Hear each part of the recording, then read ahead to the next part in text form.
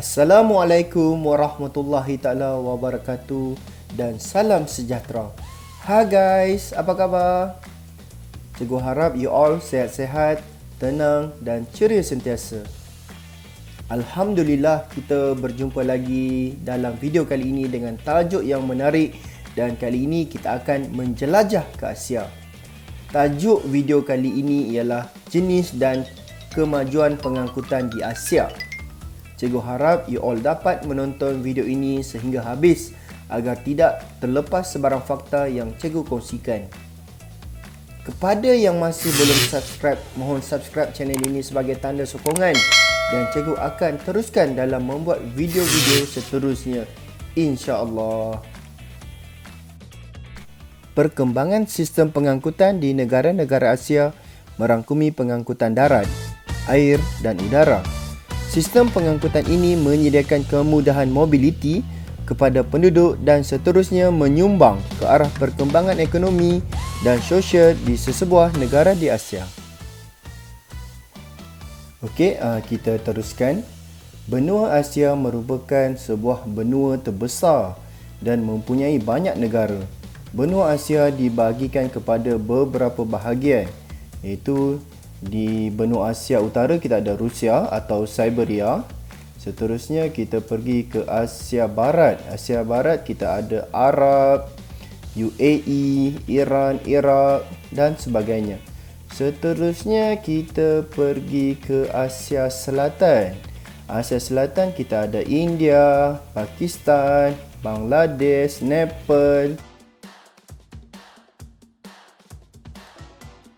dan kita bergerak ke Asia Tenggara. Di Asia Tenggara kita ada 11 negara termasuk Malaysia, Thailand, Kemboja, Vietnam, Laos, Indonesia, Brunei, Singapura. Okey, itu Asia Tenggara. Dan yang terakhir adalah Asia Timur. Di Asia Timur kita ada China, Jepun, Korea Utara, Korea Selatan, Taiwan, Hong Kong. Okey, kita teruskan jenis pengangkutan di Asia. Seperti yang cikgu bagi tahu tadi, pengangkutan di Asia terbahagi kepada 3: pengangkutan darat, pengangkutan udara dan pengangkutan air. Kita fokus kepada pengangkutan darat dahulu. Untuk pengangkutan darat, kita akan refer kepada 5 negara, 5 negara, iaitu India, Siberia, Shinkansen, Jepun, Korea Selatan dan Beijing. Landasan kereta api India. Landasan kereta api di India adalah landasan kereta api yang terbanyak di dunia. Kan kalau kita tengok cerita Hindustan kan, asyik-asyik cerita Bollywood kan, asyik-asyik ada scene dekat kereta api je kan. Panjang landasan adalah sebanyak 66,687 km. Ini adalah landasan kereta api di India. Seterusnya kita bergerak ke landasan kereta api Trans-Siberia. Ini adalah merujuk kepada negara Rusia. Di mana panjangnya adalah 9,288 km yang menghubungkan antara bandar Moskow dengan, macam mana nak sebut ni, Vladivostok. Vladivostok di Siberia lah. Seterusnya kita pergi landasan kereta api di Jepun, iaitu Shinkansen.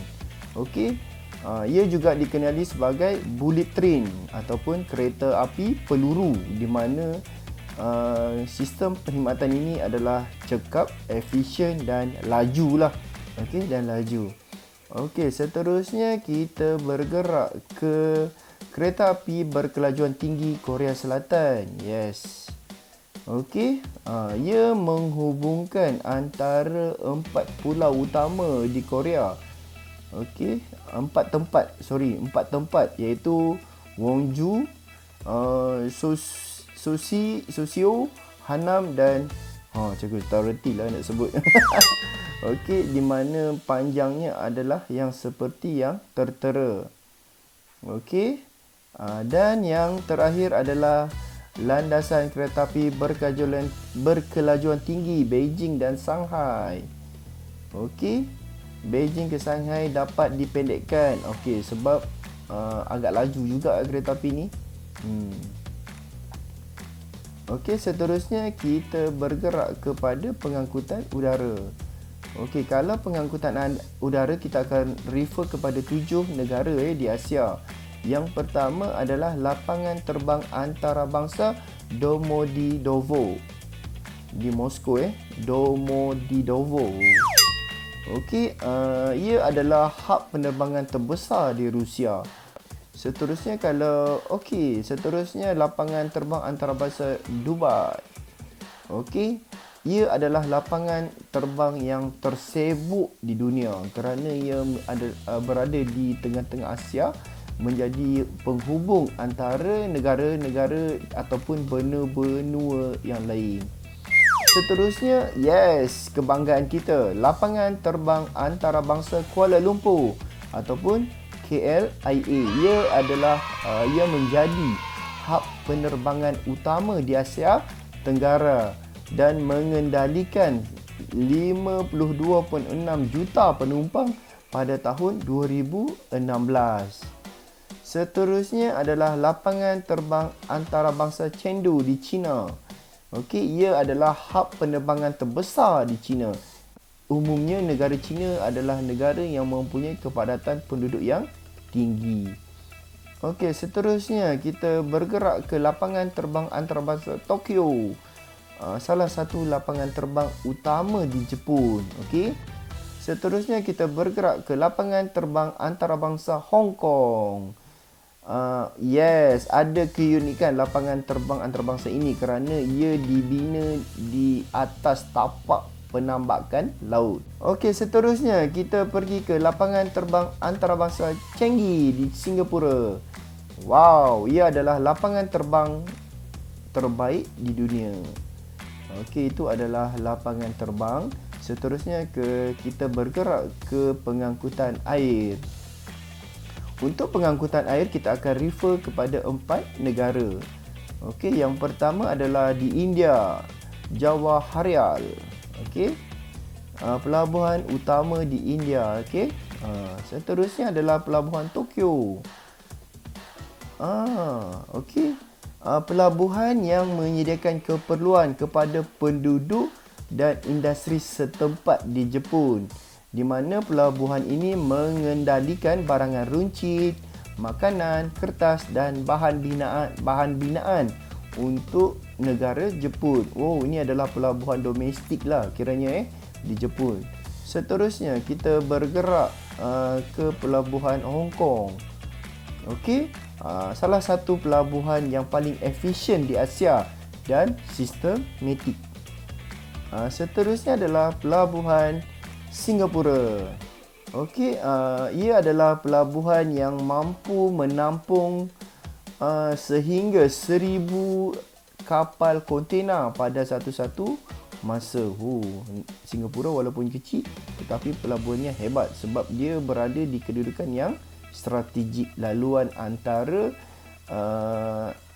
Asia Tenggara ke Asia Timur dan ke Asia Barat, macam itulah. Okey guys.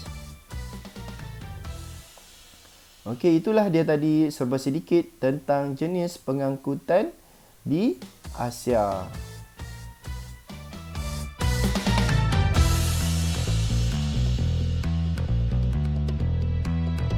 Kemajuan pengangkutan di Asia. Tadi jenis, sekarang kita fokus kepada kemajuan pengangkutan di Asia. Untuk kemajuan pengangkutan di Asia, kita akan fokus kepada 3 negara di Asia. Yang pertama adalah Jepun, seterusnya Dubai dan Hong Kong. Okey, kita teruskan. Yang pertama adalah jaringan landasan keretapi Shinkansen di Jepun. Okey. Di Jepun. Okey, ia juga dikenali sebagai bullet train. Okey, bullet train iaitu kereta api peluru sebab dia mempunyai kelajuan yang tinggi. Pengangkutan darat di Jepun iaitu adalah sebuah pengangkutan yang efisien, canggih, berteknologi dan laju, di mana kelajuannya yang pernah direkodkan adalah 603 km per jam. Laju Seterusnya, landasan kereta api ini menghubungkan antara Hokkaido, Honshu, Shikoku dan Kyushu. Ianya dikendalikan oleh Japanese National Railway ataupun juga dikenali sebagai JNR. Okey, antara laluan kereta api ini ialah Tokyo, Nagoya, Kyoto dan Osaka. Dalam perkhidmatan sehari, ia menyediakan perkhidmatan sebanyak 358 dan mampu menampung sehingga 445,000 penumpang. Antara keistimewaan bullet train di Jepun ini, Shinkansen, ia menepati masa. Selain itu juga ia adalah kemalangan sifar. Ini terbukti selepas 50 tahun perkhidmatan tidak ada kemalangan yang dicatatkan. Hebat Dan mempunyai keselesaan yang tinggi kepada penumpang. Itu adalah antara ciri-ciri perkhidmatan kereta api di Jepun. Pada lapangan terbang antarabangsa Dubai, UAE. Okey, lapangan terbang ini berada di sebuah metropolis Dubai. Metropolis Dubai. Ia adalah sebuah bandar yang terbesar, moden dan termasyur. Termasyur di dunia. Lapangan terbang ini juga adalah antara lapangan tersibuk di dunia. Tersibuk di dunia. Termoden dan mempunyai 3 terminal yang mampu menampung 90 juta penumpang setahun. Lapangan terbang ini adalah antara lapangan terbang ketiga terbesar dunia. Ia dikendalikan oleh Dubai Airport. Antara keistimewaan yang terdapat di lapangan terbang ini adalah suasana meriah, mempunyai restoran yang terbaik, pusat membeli belah dan tarikan pelancong. Selain itu juga ia mengumpulkan ekspatriat. Lapangan terbang antarabangsa Dubai juga sangat terkenal kerana mempunyai dokumentari di Channel National Geographic. Hebat. Dan lapangan terbang ini mempunyai 3 terminal dan terminal 3 adalah khusus untuk pesawat Dubai sendiri, Emirates. Guys, itu adalah antara ciri-ciri yang terdapat di lapangan terbang antarabangsa Dubai. Akan fokus kepada pelabuhan Hong Kong. Pelabuhan Hong Kong. Antara ciri-ciri pelabuhan Hong Kong ialah mempunyai kedudukan yang strategik. Kedudukan Hong Kong berada di Laut Cina Selatan. Ini adalah kawasan yang terlindung tetapi mempunyai laut yang dalam. Sesuai untuk kapal-kapal kontena berlabuh. Selain itu juga pelabuhan Hong Kong adalah penting di rantau Asia. Antara agensi yang bertanggungjawab adalah Jabatan Marine Hong Kong. Pelabuhan Hong Kong juga adalah pemangkin pembangunan dan kemakmuran kerana ia menjadi laluan perdagangan dunia.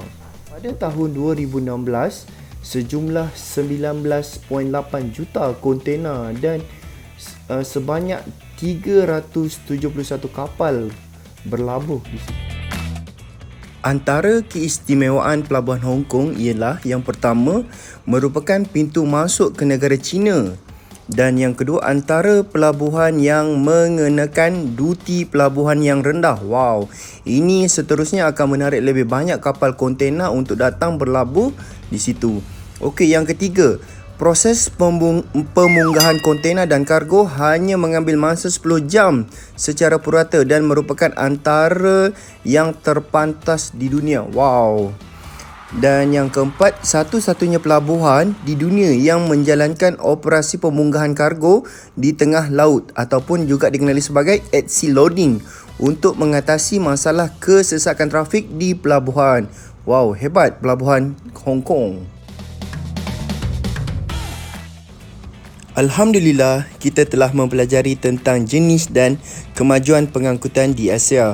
Cikgu harap you all faham apa yang telah cikgu sampaikan. Kepada yang masih belum subscribe, mohon subscribe channel cikgu. InsyaAllah kita akan berjumpa lagi pada video seterusnya. Segala komen dan cadangan amat dilalukan dan boleh tulis di ruang komen di bawah. Kepada pelajar yang dikasihi, you all boleh membuat latihan pengukuhan. Cikgu ada sertakan link di ruang description. Okay guys, jumpa lagi. Bye bye.